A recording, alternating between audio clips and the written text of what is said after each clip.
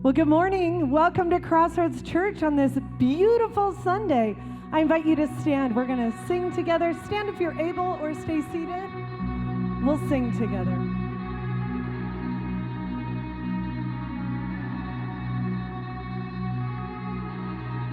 Have you ever seen the wonder in the glimmer of her sight? As the eyes begin to open and the blindness meets the light,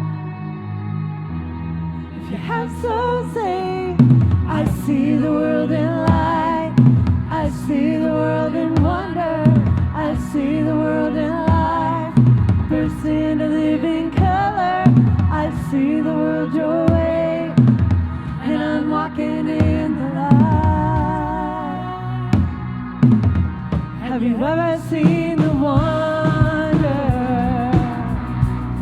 in the air of second life? Having come out of the water with the old one left behind. If you have so say, I see the world in light, I see the world in wonder, I see the world in light, burst into living color, I see the world your way, and I'm walking in the light.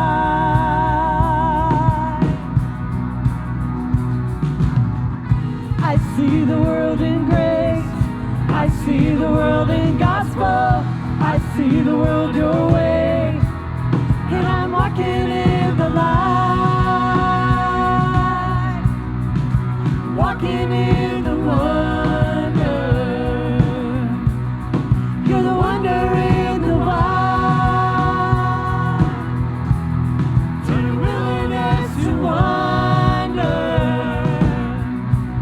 If you have so say, I see the world in love, I see the world in freedom, I see the Jesus way.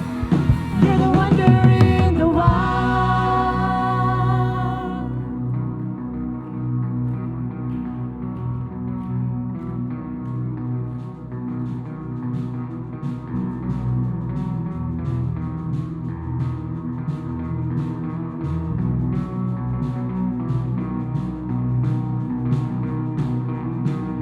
I see the world your way, and I'm not afraid to follow.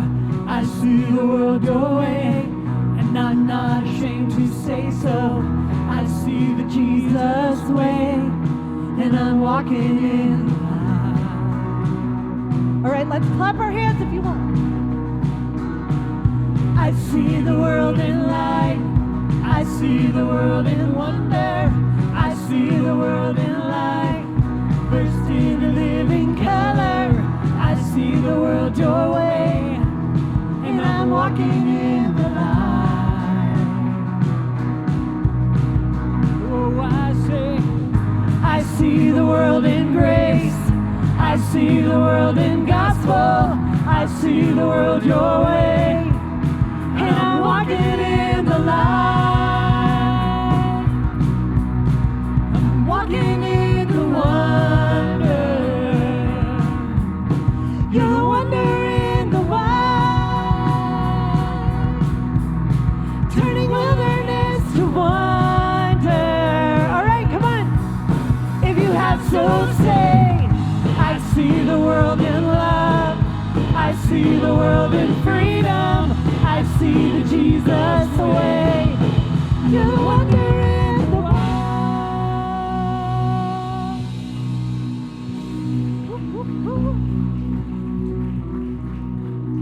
All right, welcome to Crossroads. Stay standing. I just have a quick welcome. If you are, thank you here in the room. Thank you to those of you online. If you're watching right now or joining us even later on demand. That was like a Back to the Future little moment. Okay, so my name is Aisha Thomas. So happy to be here as your room host today. If today is your first time joining us, I just want to give you a special welcome, and I hope that today is very special for you. I love this church, and I'm so happy that you're here.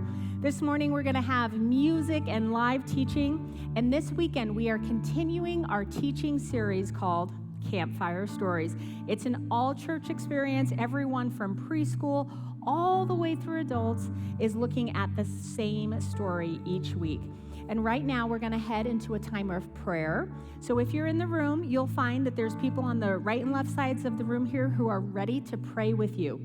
If you're online or even on demand, you can text the word prayer to 970-500-0970.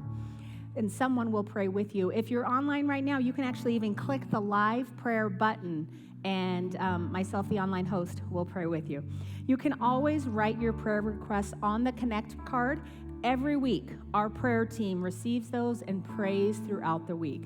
All right, guys, let's continue with music and prayer.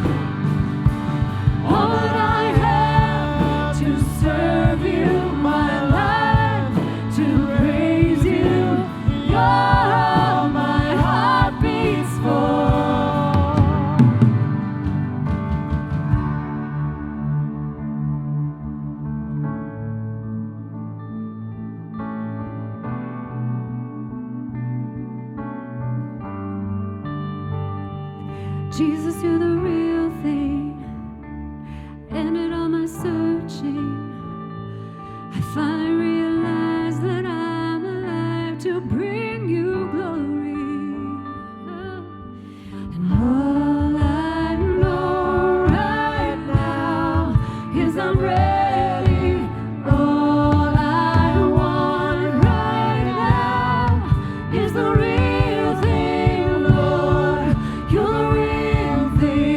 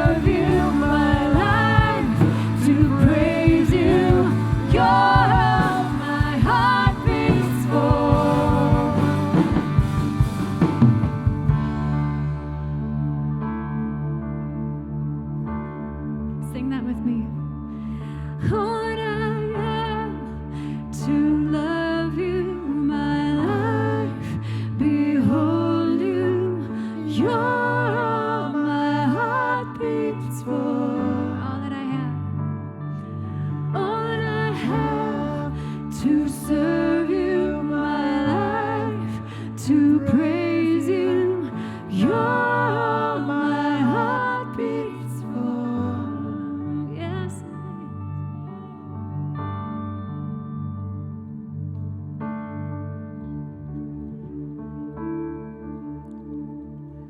Let's pray. I know this is a big week for educators, first week of school starting, and I want to take a minute for us to pray for all our parents, students, and teachers and administrators who are heading into the start of the school year, okay?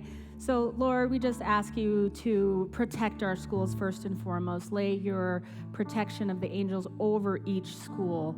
I always tell my staff, safety, learning, fun. Let's just pray that all schools have safety this school year, and that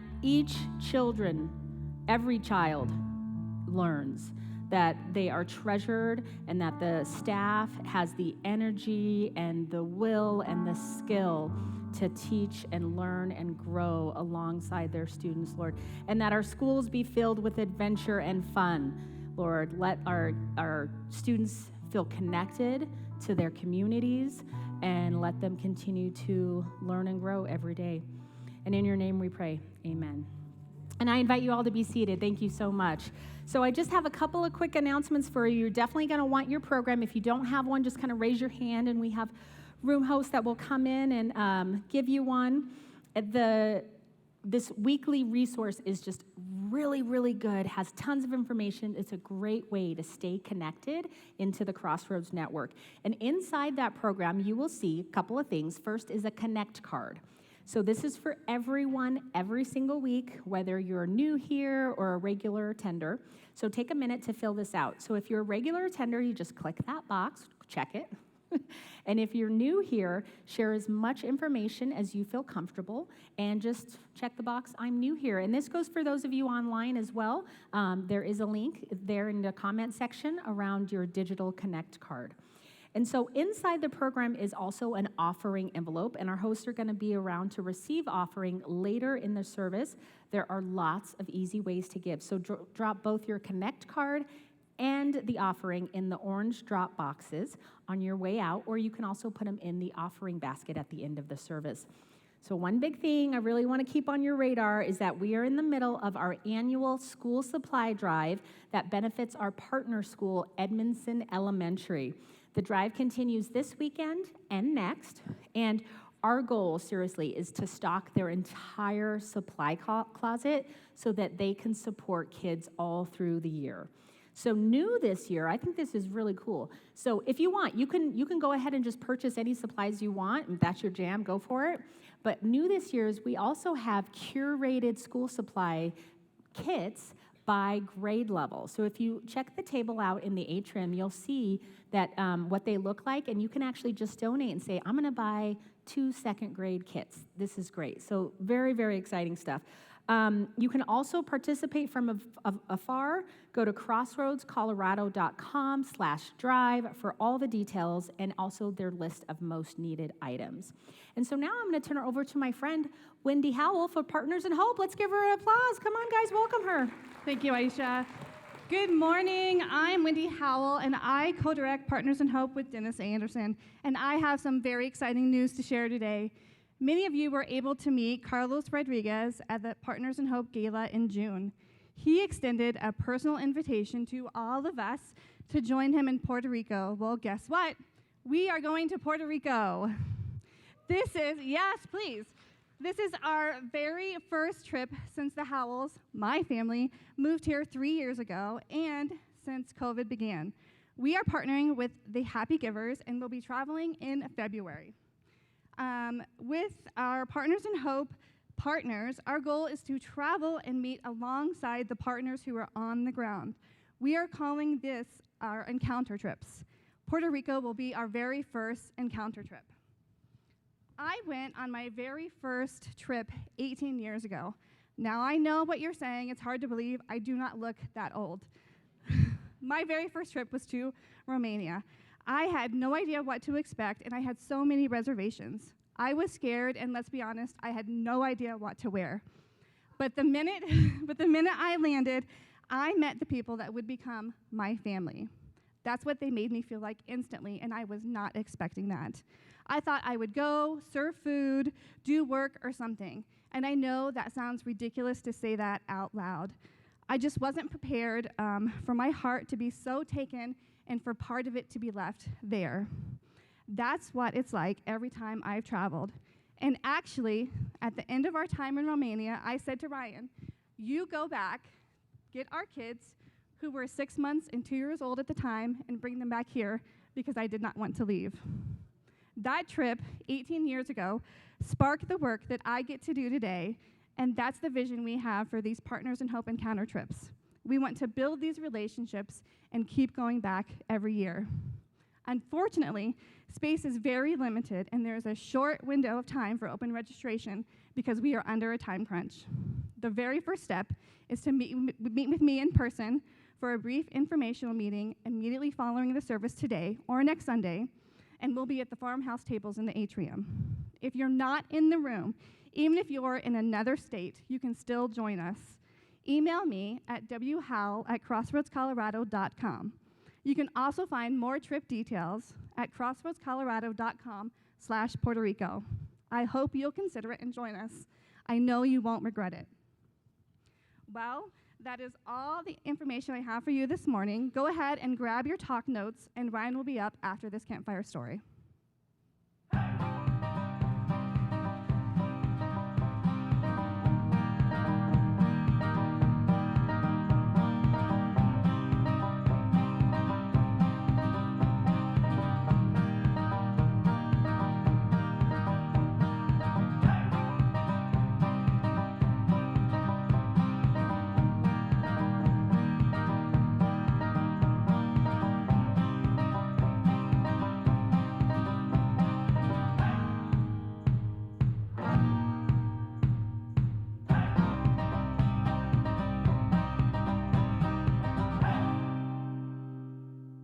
So a hard truth that I've had to face in my life has been actually in the church community that's calling me up to be more Christ-like. It actually came from a sermon Ryan was doing, and it was about inclusion, being open to others of different walks of life, in either minorities or sexual preferences. And it was something he made a comment about being a white male, not being able to really judge or know what they're going through. And it kind of hit me of like, it was during a time when maybe I felt attacked as a person for just who I am too. And what was really great was being able to be in a community that accepts openness and wants to talk about it and wants to work through things with people. So Ryan was really open about grabbing coffee, and I just love in the church that we're in and the community we're in, being able to talk to someone about it. So Ryan and I grabbed coffee, and we were able to just discuss like new perspectives. How can I walk through that truth? How can I be more Christ-like in that and learn how to be closer to Christ and closer to God in this moment of struggle? And really he just said, we've never walked in those shoes, so how do we know? We only know our journey and our story, and it's really changed my viewpoint on how I look at others of like, I've never walked in those shoes, I will never walk in those shoes, so all I can do is share the love of Christ with them, be there with them, and just be love. Hey, thank you, Kellen. Give Kellen a big hand. If you noticed, Kellen was playing the bass this morning, so I remember that coffee. I let him have it. We cleared out the coffee house. I was yelling so much. I said, how dare you question anything I say? And then I received an offering and we moved forward. That's what we do. Just kidding. Have you ever had a moment like that though, right, in your life where maybe you're confronted with an idea, maybe you're confronted with a reality that goes a little bit against what you think to be true of yourself or of the world that you were raised in, right? So it kind of contradicts a mental model, or we could say maybe even our own like personal truth or understanding of ourselves, or how the world works, or what somebody else should do or think, or what they should believe. And all of a sudden we're faced with some word, we're faced with some experience that is uncomfortable, right? And we go, what do we do with that?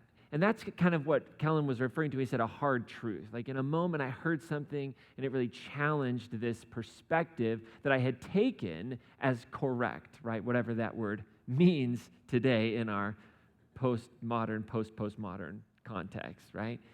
There's a television show that as I was thinking about this message that came to mind, Bar Rescue. Y'all ever watch Bar Rescue? Anybody watch Bar Rescue? Raise your hand, nice and high. It's kind of trashy TV, I suppose. But I had never seen it before, and I've got this like weird goal to like retire as a bar owner. Because I don't know if you know this or not, but it's kind of the same thing, right? You're just trying to help people get through life, right? That's the way I look at it. So that's kind of my retirement strategy. I haven't acted on it or anything, so just relax. But but this show, Bar Rescue, John Taffer's the host, and he's like goes around rescuing. But these bars are like gonna fail. It's imminent. Like they're gonna fail within a month. Like they're running out of money, thousands and thousands of dollars in debt. And the first thing that happens in every one of these episodes, if you've ever seen it, is John Taffer comes in and in a very un-Christ-like way screams and yells and tells people they're failures, right? It's beautiful television. Terrible life. Don't ever do that in real life. But the point of it, right, is what he's doing in his own way is kind of bringing people to a hard truth. That if they're going to succeed, they have to accept that they failed. If they're going to succeed, they have to begin to see the world differently. And that's a hard truth. But that's kind of the idea that if I'm going to move forward, I have to first accept how I ended up here. And this idea of truth is kind of universal, right? Most cultures, all of our cultures embrace it. Religions embrace it, right? Philosophies, ways of life embrace it, right? Buddha said 3 things cannot be hidden: the sun, the moon, and say it out loud, truth, right? Gandhi said it this way: if you remain, no, that was Jesus. You don't want that one, you want this one. If you are a minority of one, the truth is the truth. I say you don't want that one because you're filling in blanks, but it's all the same word, so I just gave away the next answer, right? Jesus put it this way: if you remain in my word, you will truly be my disciples. If you will know the truth, and the truth will set you free. Now, I just want to, this is a verse that is used in the past to get people to read their Bibles more. Okay, Jesus was not talking about the Bible that you're holding when he said, if you remain in my word, or probably more clearly, John is not talking about you reading the Bible. He's talking about remaining in the word of Jesus, the divine logos, the wisdom of God, right? What Jesus represented, right? That brings freedom. And so how many of you would raise your hand up nice and high and say, I love the truth. I really do. I want the truth in my life. Anybody? Let's ask it this way. How many of you hate the truth? How many of you can't handle the truth? Right? It's like, I don't want it. Just go on the wall and protect the wall, for those of you that are my age, and you know that movie, right? Right, here's the thing about truth. We love the truth. Like, it's inside of us. There's something, I want the truth. It's kind of like generosity. I want to be a generous person until I actually have to do what it takes to be a generous person, right? And it's the same way with truth. We love truth until it contradicts our self-deceptions. Right? Every one of us in this room, everybody tuning in online, even those of you out enjoying the sun on the patio, watching out there, we are all self-deceived. We all have areas in our lives that we've been handed, that we cling to, that seem right to us. They seem like, because of our narrow life experience, that this is the way it works. The worst of all deceptions is self-deception, because we convince ourselves so true, and it becomes part of our identity. And you all have a friend like this, okay? You personally aren't this person, I get it. But you have a friend who will seek out and search for that one person who will tell them what they want to hear, even though 20 other people will say, don't do it. They'll find the one person, right? So 20 people will look at this pair of glasses and say, don't buy it, Ryan. Do not buy them. They're ugly. They don't look good on you. But I'll find that one person. I don't care if they work for the store. They'll be like, those look good on you. That's what Warby Parker said. Everybody else, don't get them, right? But Mr. Parker, thank you, Jim. Right? We do that, though, right? We want someone to confirm what we know to be true. We don't want to hear the 20 people that say, that's a bad idea, right? That's a bad investment. That's a bad use of time. I wouldn't talk to your spouse that way. I doubt it's going to last very long. But then you'll find that one person, oh, he deserves it. She deserves it. And what happens is we'll listen to that one voice because we live in a cycle of self-deception. The cycle of the self-deception looks like this. We desire to feel right. Anybody want to feel right? Come on. I'll wait. Y'all are liars, right? We want to be right. And more importantly, we want other people to know we're right. Let's be honest. That's really how it should be. We need other people to know we're right? I'm always telling my kids, like, why do you care if they think you're right or not? Why does that matter? It's a really interesting question, why it matters so much to us that other people know we're right. But that's a totally different other sermon.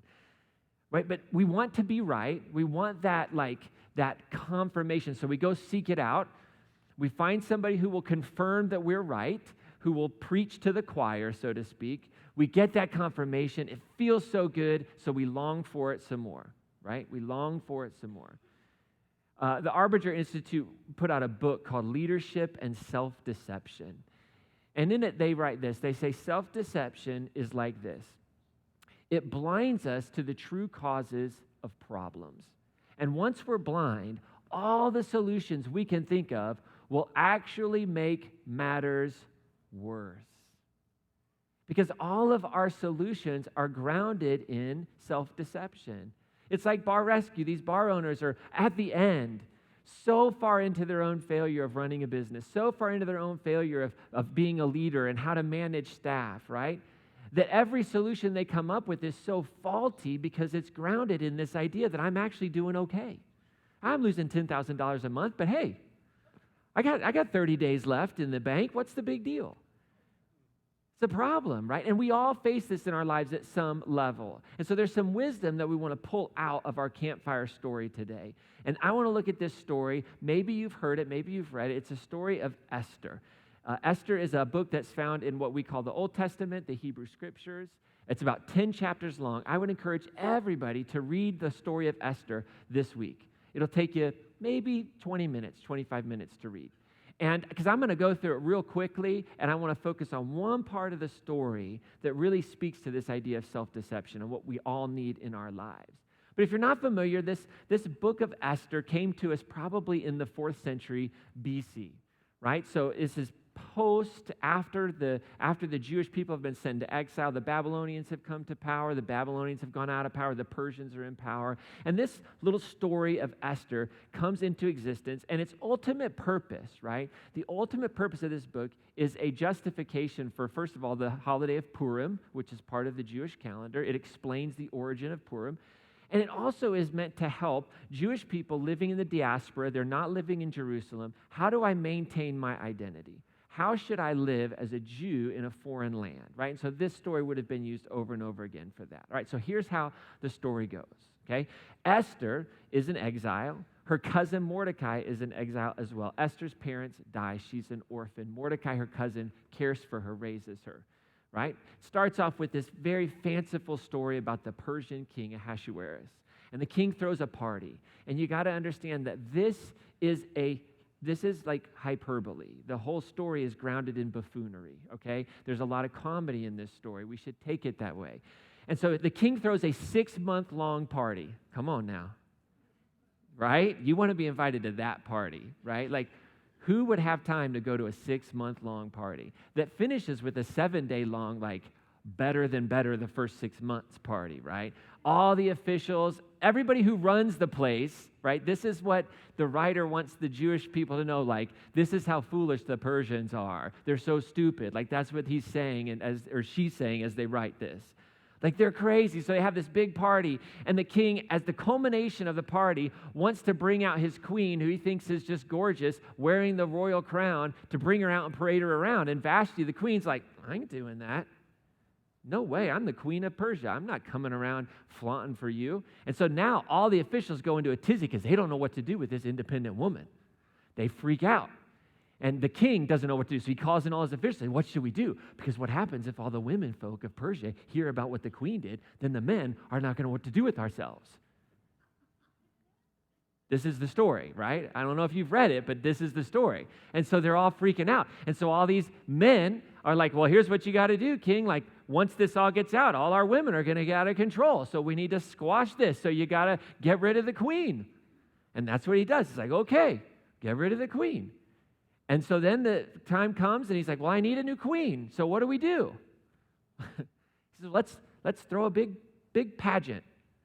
Let's have a big pageant, and let's bring all the virgins. I mean, this is the story that's in there, okay? I don't want to sugarcoat it for you. And they're all going to try out for the king. Now, you've had this sanitized version, but try out for the king. They were all sent in for a night with the king. The harem, one after the other, trying out who would be the queen. They were allowed to take one thing with them. That's what it says in the text. The night that they spend with the king. I don't know if you noticed, they weren't playing checkers. This problematic literature, okay, comes from a different period. But again, this is all part of so there's this big contest that maybe in the sanitized version is a beauty contest, but it's far more than a beauty contest. So one night after another, after another, after another, after another. Well, Esther, as this beautiful Jewish woman, she ends up in the harem voluntarily. It's her night. What should I take? She asks the attendants. The attendants, she just listens to whatever I don't know what. They don't say what she took, but whatever she took worked. Because she won. She becomes queen. So now she's queen. Now, in the middle of all of this, what's going on behind the scenes is Mordecai and second in command, a guy named Haman, they start to have some tension.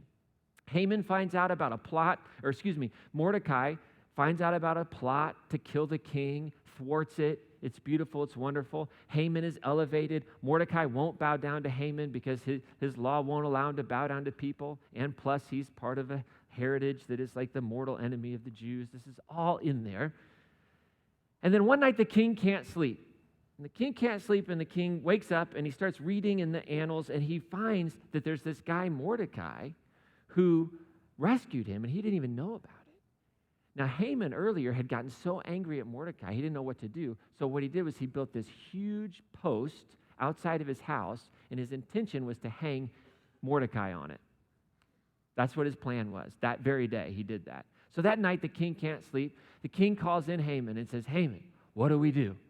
Like, what should I do to honor a person? How should the king of Persia honor a person? Now, Haman, filled with pride and hubris, says, well, he's got to be talking about me.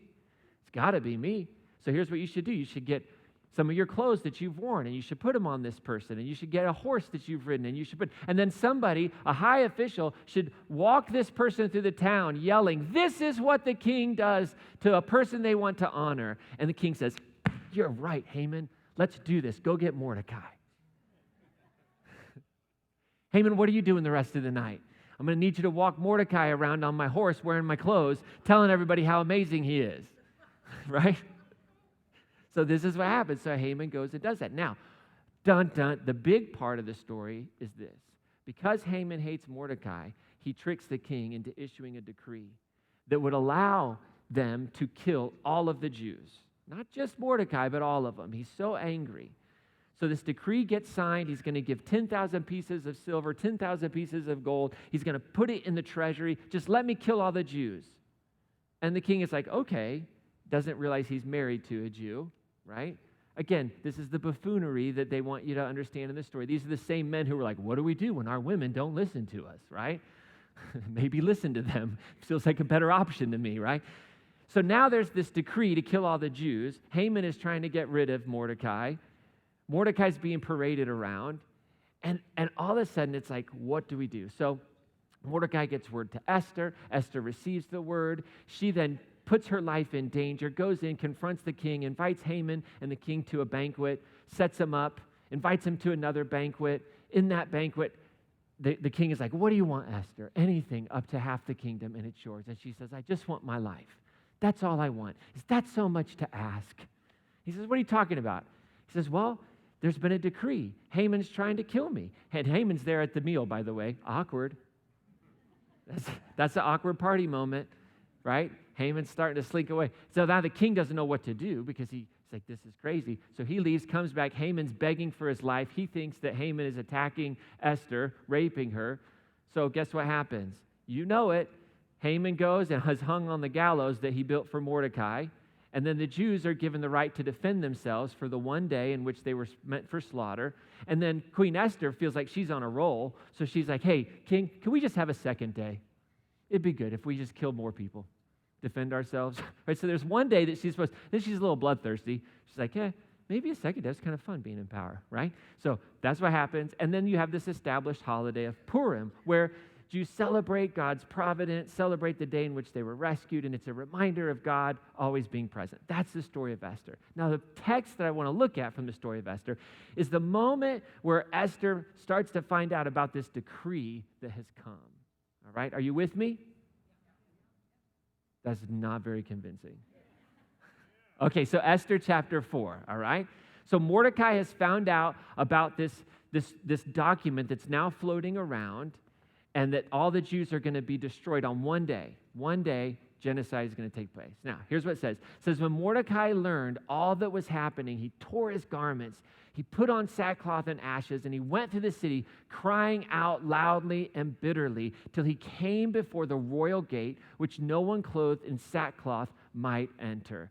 I love this little bit of the story because, boy, the palace never likes bad news. Right? There's a reason why. It's a protected space. Let's not bring in the bad stuff. So like Mordecai's not allowed to go into the gate in where the way he's dressed because it's a bummer. Right? It's a very interesting space of privilege, right? And we'll get to that. So he's like going around, he's wearing the traditional signs of mourning, he's lamenting, he's yelling, right? And it says, likewise, in each of the provinces of Persia, where the king's decree and law had reached, the Jews went into deep mourning with fasting and weeping and lament, most of them laying on sackcloth and ashes. Now, here's what's fascinating. Mordecai and the Jews who heard of this decree, they responded very appropriately to the truth, right? They said, this isn't good. In one day, all these people are going to have the right to kill us, and we don't have the right to defend ourselves. Right? So their response was perfectly appropriate. But now you go back to Esther, who's tucked away in the palace, right? Doesn't really know what's going on. It says that Esther's maids and the eunuchs, they came and told her, hey, like Mordecai's out there acting the fool. You got to stop this. And she doesn't know what's going on. So it says she's overwhelmed with anguish. The queen sent garments for Mordecai to put on so that he might take off his sackcloth. Isn't that such a good response? Stop it. There's nothing wrong. Just put these on. Pretend like not. What is wrong with you? What's wrong with you? Put them on. But he refused to do it. I'm not putting these on. Do you know what's going on? So he refuses. So Esther then summons Hatak, one of the king's eunuchs who had placed at her service, right? And she commanded him, go find out what's going on with Mordecai. Why is he doing this? And the reason for it. Notice that's not her first response. Her first response is to just quiet him. Silence the truth. I don't know what's going on. Why? Privilege. Because privilege insulates us from truth. And privilege had insulated the whole palace from reality. It was just this little world that was not based in anything that was actually happening. And that same was very true for Esther. A Jew living in the palace, her people are being threatened with genocide, and she has kept herself completely outside of reality. The truth is, if Esther wanted to know what was happening in the outside world, she would have known. But why should she? Life is good in the palace, except being a part of a harem and basically a sex slave to the king. But other than that, right, like she's like, I got all the food I want, I've got servants. Why does it matter? Text says, so Hatak went out to Mordecai in the public square in front of the royal gate, and Mordecai recounted all that had happened to him, told everything, told the exact amount of silver that Haman had promised to pay to the royal treasury for the slaughter of the Jews. And he also gave a copy of the written decree for their destruction that had been promulgated in Susa to show and explain to Esther. You got to take this to Esther. This is what's going on. And so Mordecai instructs this servant of the king who's been put under Esther's care to go. And you need to tell Esther she's got to go to the king, plead and intercede with him on behalf of her people. Her people. Now, what's fascinating about this moment, and I don't want us to miss it, is that Mordecai did not offer what was going on until Esther asked. Right? She sends clothes. He says, I don't want your stupid clothes. Get him out of here. But nobody thought to ask him. So he sends back the clothes. Then she comes back out and says, what's going on? Hatak, go find out what's happening. And it wasn't until she asked for the truth that Mordecai gave it. Mordecai didn't come up with accusations and calling her a loser, telling her she didn't love her people. What's wrong with you? Everything I did for you, I raised you since you were this little. None of that. He just, when she asks, I'll tell. So Esther gets word of it, and this is what she sends back. She says, listen, all the servants of the king and the people of his provinces know that any man or woman who goes to the king in the inner court without being summoned is subject to that same law, death. Death. Only if the king extends the golden scepter will such a person live. Now, as for me, I've not been summoned to the king for 30 days. And so when Esther's words were reported to Mordecai, he had this reply brought to her. Oh, this is the moment, right? She's like, what am I going to do? I can't do anything about it. I'll die when I do that. I'm not going to be of any help.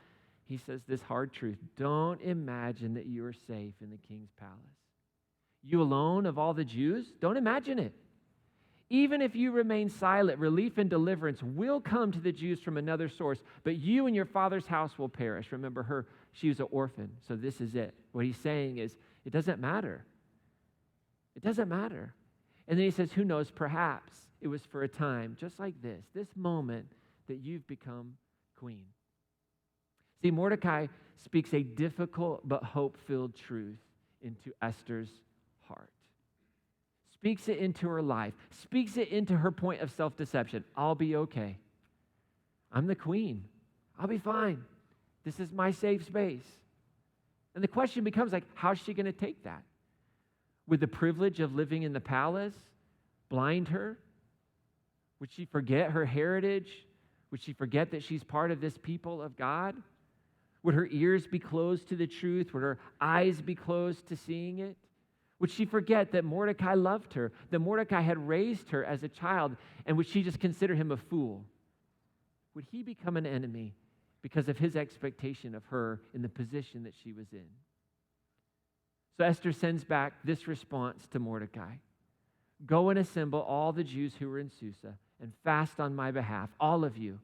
Don't eat or drink night or day for 3 days, and my maids will also fast in the same way. Thus prepared, I will go to the king contrary to the law. And if I perish, I perish. Such a beautiful moment, such a beautiful story, a beautiful response to a hard truth. See, Esther lived out this beautiful proverb, right? Esther trusted the wound of a friend over kisses of an enemy.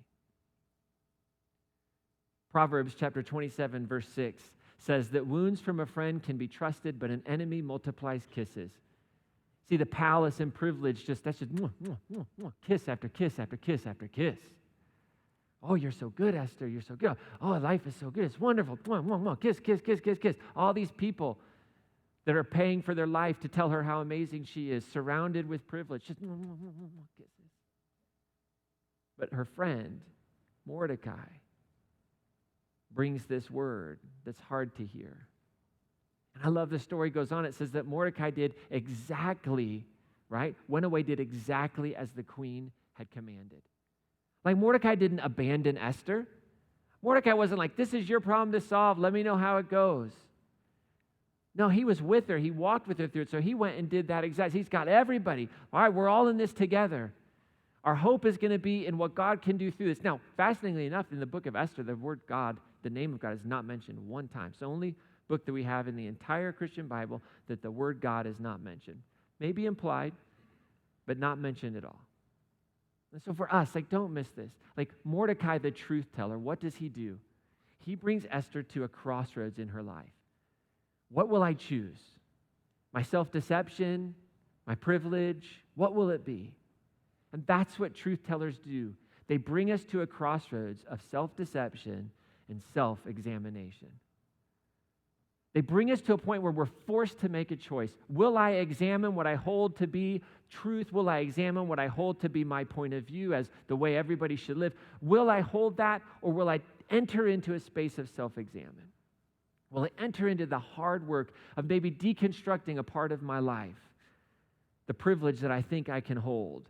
Like Esther, what is she going to do in that crossroads, in that moment? And obviously, The point of the story is to bring us to becoming better people. So she chooses self-examine. She changes her tune. She says, all right, I'm in. Let's do it. So what about you and me tomorrow?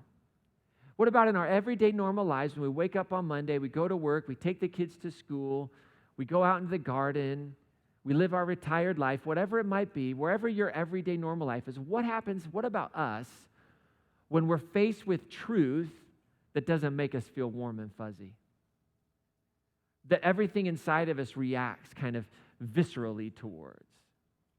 I don't want to hear that. What do we do? Well, I think we ask ourselves some questions. First question we should ask is, does the truth teller have a track record of love in my life? Mordecai had a track record of love. Right, so this person who maybe is confronting me or talking with me or in some way, shape, or form has brought a truth into my life, is there a track record of love or is it a track record of control? Is it a track record of manipulation? Second question we can bring to that moment, is this truth teller acting selflessly or selfishly? Like, are they calling me to do something that is solely for their benefit so that I could live the way they want me to live or so that I just do what they want me to do? Or are they actually calling me to a selfless act? Are they calling me to what I understand to be the love of Jesus in this world? Right? Are they calling out in me something that is destructive, that's contrary to the law of love? Are they pointing me towards that? Or are they pointing me towards acting selfishly for me or for them? Mordecai's calling Esther to do something that was very selfless. And I think the next question is probably one of the most powerful ones to know how should we take this truth is, will the truth teller walk with me through self-examination and change? Or is it just, this is what it is? Will they walk with me? See, Mordecai was willing to walk with Esther. This might surprise you. What time is it? I can tell you this. I'll get notes sometimes. And I got a note a couple weeks ago, and I think I might have mentioned this at one point, and it was just in an envelope. I had my name on it, and address, and everything was here in the office. I opened it up, and it was this call to repentance. Somebody was wanting me to repent. And I don't remember exactly what it said. I knew, as soon as I opened it up, I was like, oh, I broke my rule. There was no return address. I shouldn't have done it, So it was this, you need to repent, something about hell and me. I don't know. It was all in there. And it may as well have been somebody should have snipped out letters from magazines and pasted it in. It was that kind of thing, right?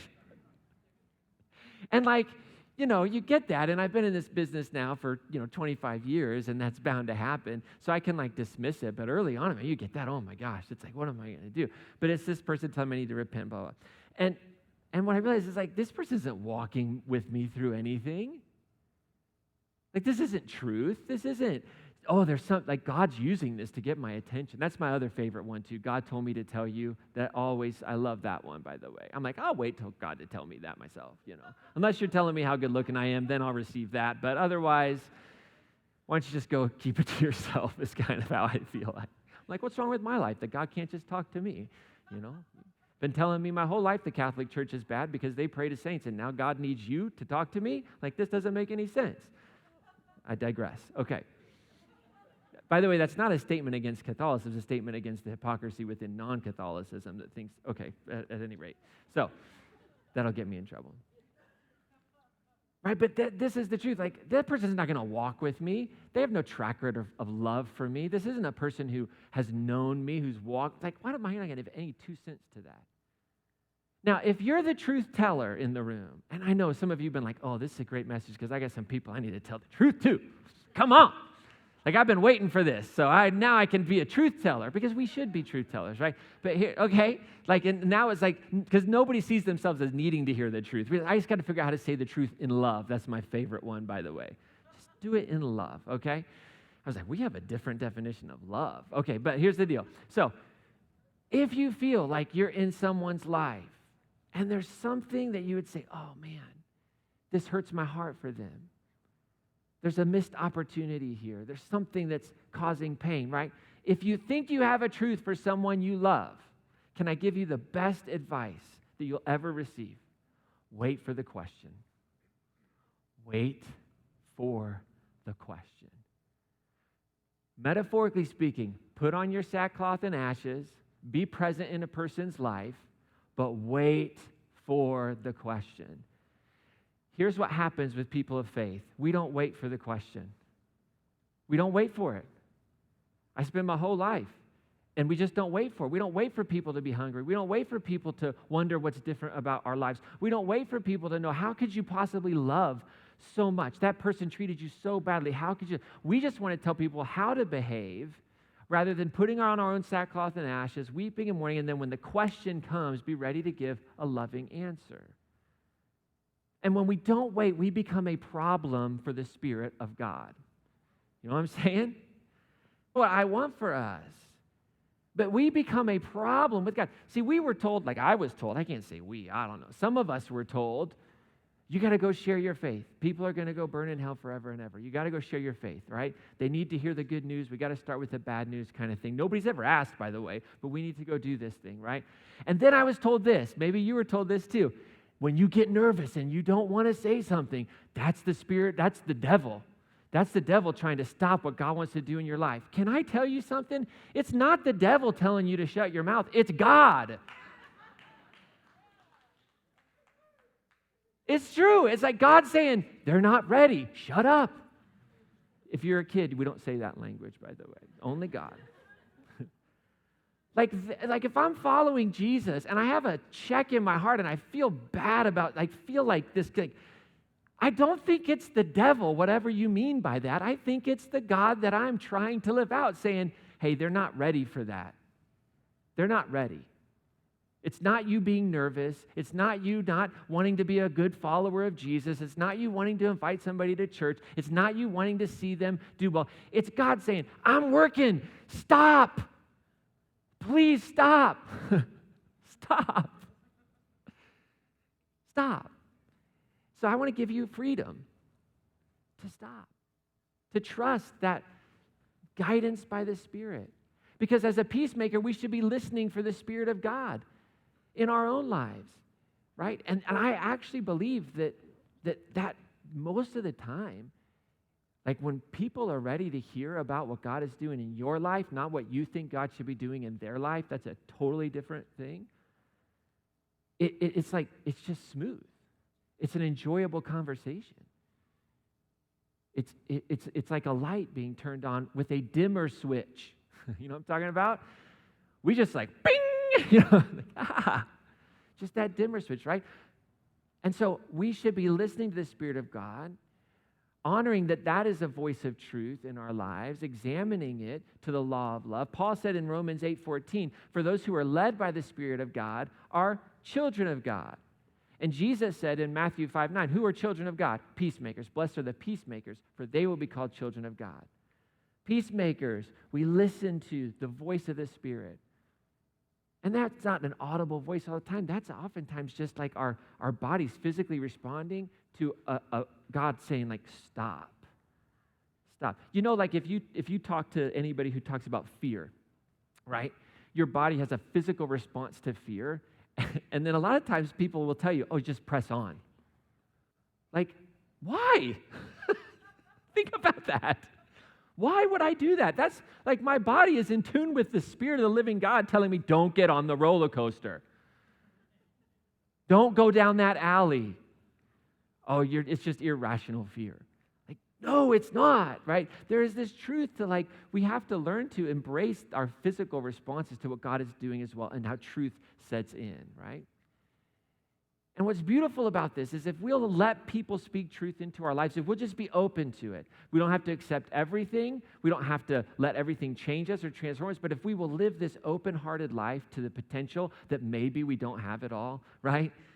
That maybe I need input from God and from others in my life. Like, truth itself offers this beautiful path, and it's a path to becoming the best version of you. That's what's beautiful about truth. It just gives me this path to become the best version of myself. And here's the Bible word for this process of becoming the best version of yourself. You know what the Bible word is? Sanctification.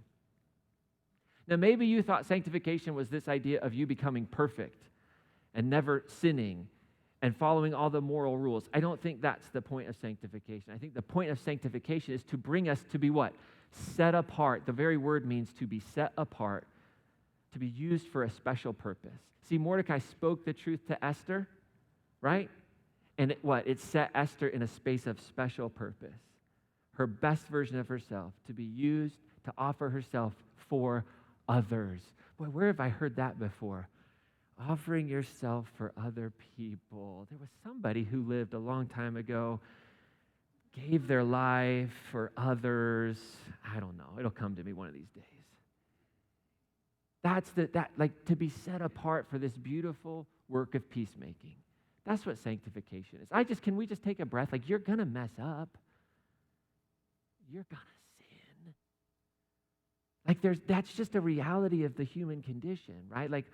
So just relax about that for a second and recognize to be set apart is not to be perfect, but it's to say, my life has been set apart to be a sustaining reality of love in a world that the normalcy will fight against that. And so this idea of what happens with Esther, I believe the wisdom and the inspiration of the text is that in faith, I can believe that about me and you when we live as peacemakers. The peacemakers have made a decision to follow the truth of Jesus in faith. What do we believe in faith? We believe that forgiveness, mercy, inclusion, nonviolent opposition to oppression and injustice, care for the poor and marginalized, all those things that Jesus stood for, that is what holds the world together. That's the little bit of leaven that's needed. That's the little bit of yeast that keeps it all together.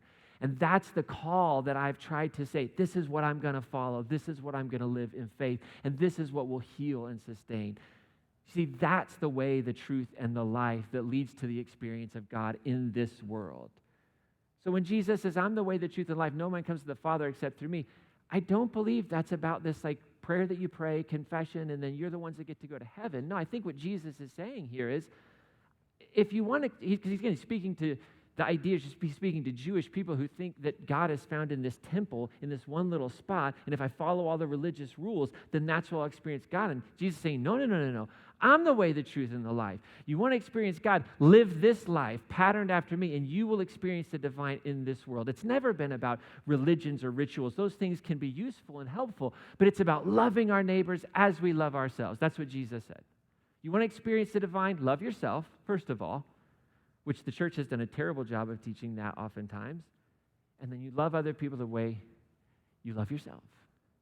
And that's how you love God. That's how you love. That's the beauty of it all. So as we wrap up today, what is it that God's inviting you into?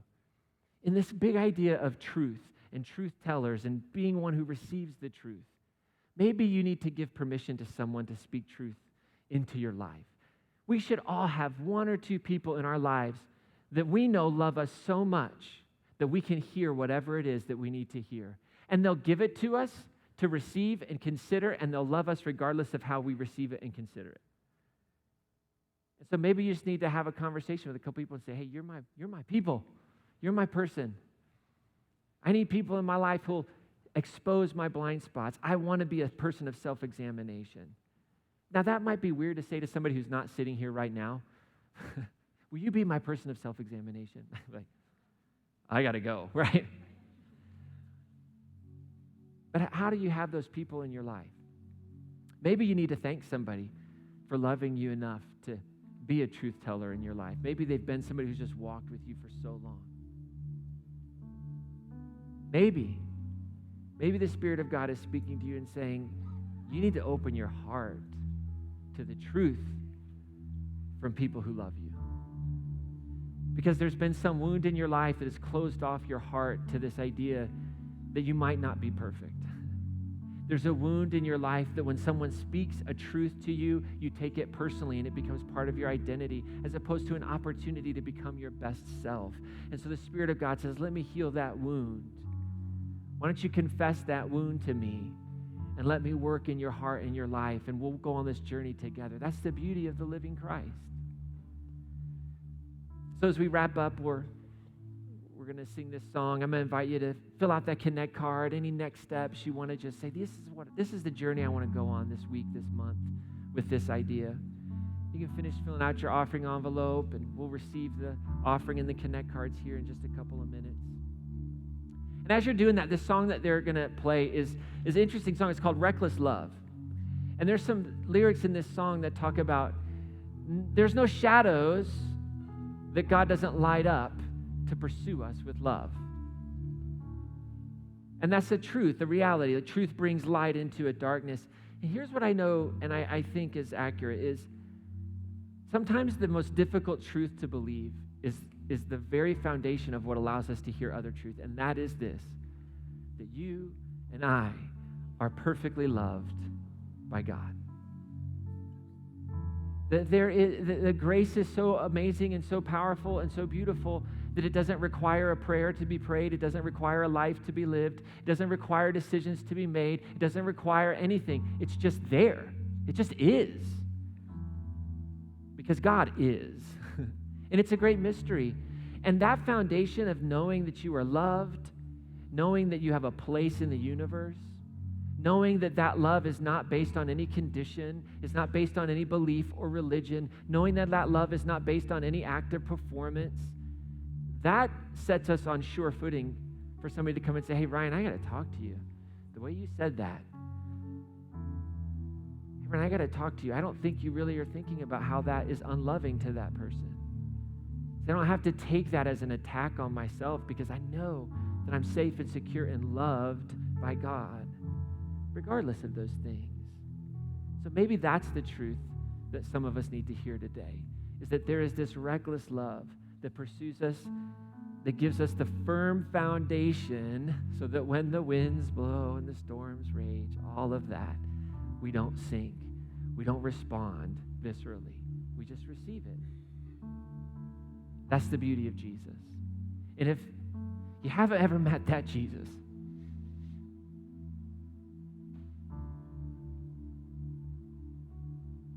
that's my Jesus. That's what I think Jesus came to show us all. And that's why I think our church is super important.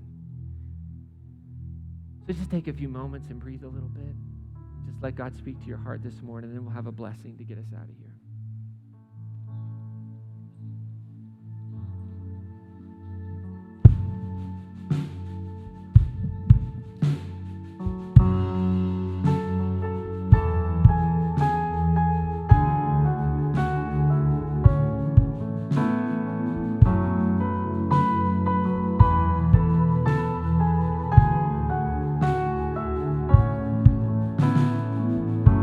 Before I spoke a word, you were singing over me.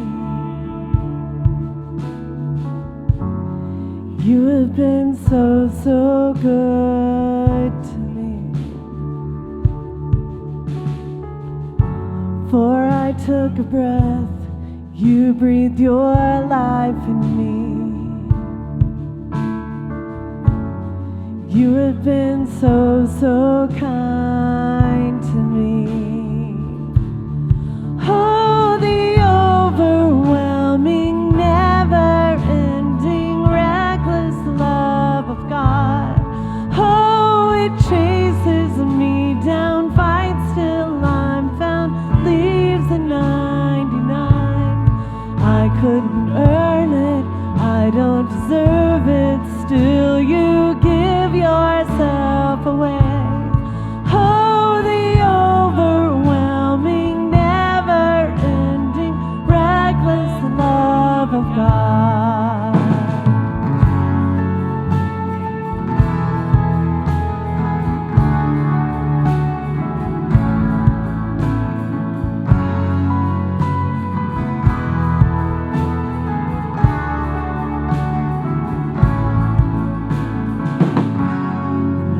Your foe, still your love fought for me.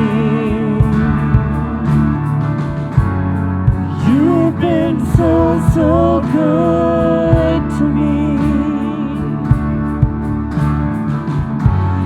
When I felt no worth, you paid it all for me.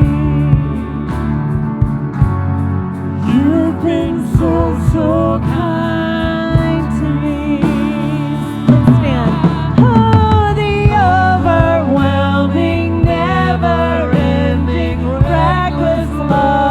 God.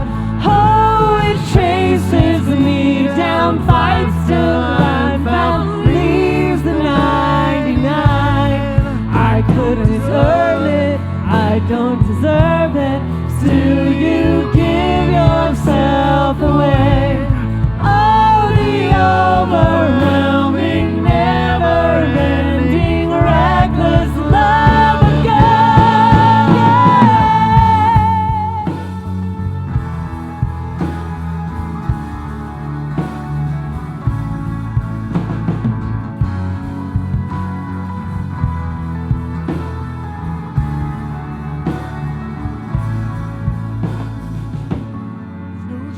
you won't light up, mountain you won't climb up, coming after me. No wall you won't kick down, lie you won't tear down, coming after me. No shadow you won't light up, mountain you won't climb up, coming after me. No wall you won't kick down, lie you won't tear down, coming after me. Sing that again.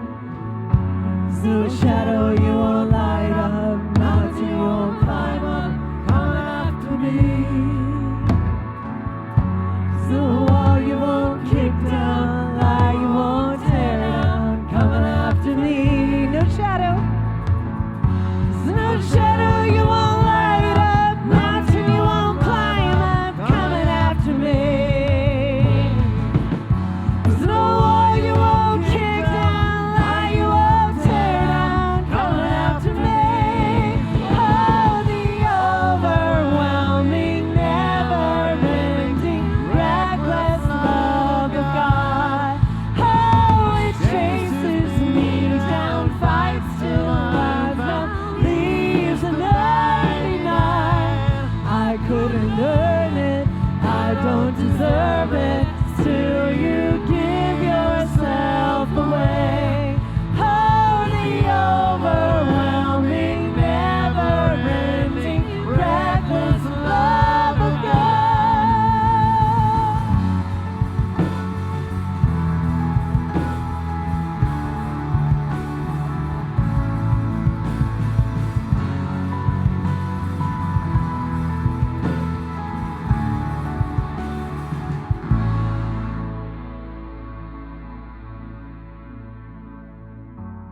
Close your eyes with me for a moment.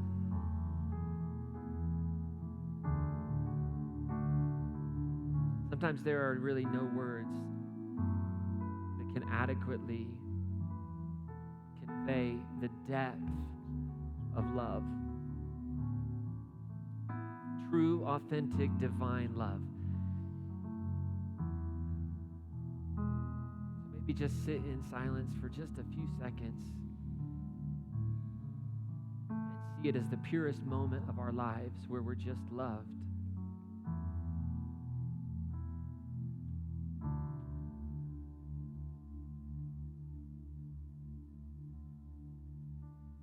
Just be loved in this moment. Just be loved.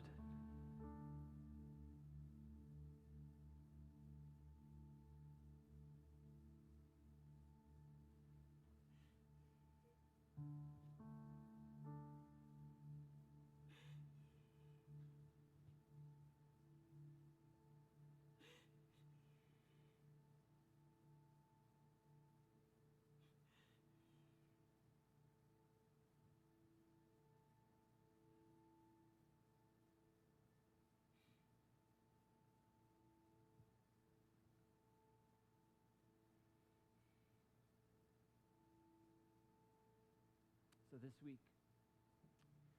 this week may love bless you and keep you in the hope of truth. And while truth at times may sting, may our hearts be open to the healing and freedom that it will bring. And just as medicine can be difficult to swallow but provides a path to physical health and strength, may we learn to accept that truth in the same way provides a path to spiritual health and spiritual strength. And may the Spirit of God lead you to a truth teller who has loved you and cared for you.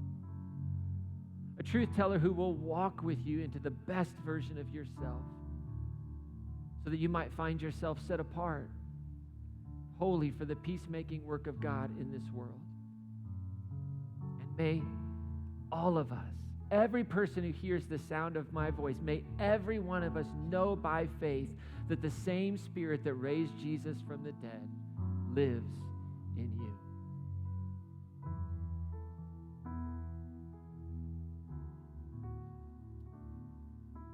May we live under the law of love and the law of love only. And may that transform us and our world. In Jesus' name, amen. Amen. Have an amazing week, everyone.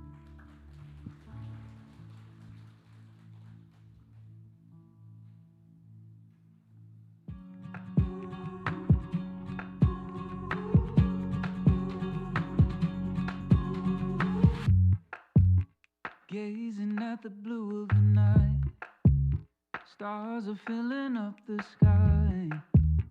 You take my hand in yours, we'll make our own constellations. I could say how much you mean to me, but it won't mean a thing, 'cause words never sound quite right. Let's find our own kind of language. We have searched the whole world